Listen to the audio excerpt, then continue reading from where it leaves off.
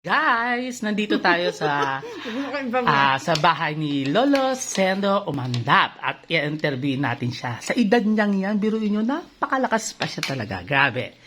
Lo, ilang taon ka na, Lo? 95 na. 90. 90. 90. Isipin niyo yun, 90. Wow. Ano paboritong ulam? Lo, ano paborito mong ulam? Bukayo.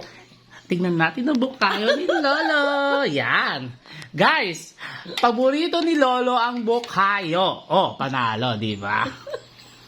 Lo, ilan ba naging anak mo? Oh, di ba? Nagbibilang. Kaya mo yan, Lo?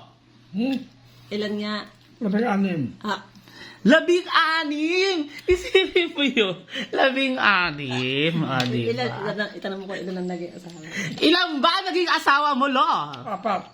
Wow! Apat! Hindi ka rin, Lolo, mahilig yung kabataan mo, no? Sabi mo tatay, lahi ng gwapo. Si Lolo po ay 90 years old na. Then, magbe-birthday siya this coming February. March 1! Oh, ipapasarado po ang Barangay Kaong kasi birthday ni Lolo, di ba? Oh, pupunta si Mayor, si Vice Mayor, si John Gonzaga, pupunta po si Julie, yan, yung mga panauhing pandangal niya. This coming March 1. Oh, birthday niya talaga. Grabe ha. It's 90 years old. Abangan nyo. Abangan nyo ang birthday ni Lolo. Ila-live natin yan. Oh, wow. Pak na pak. Di ba, Lolo? Ang galing ni Lolo, ha? Lo, keep it safe and more blessing. Tama ba?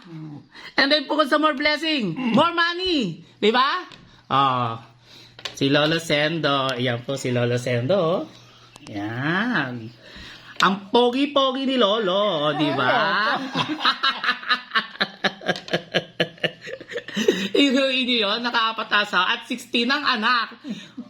Sa March 1, babalik tayo kay Lolo Sendo.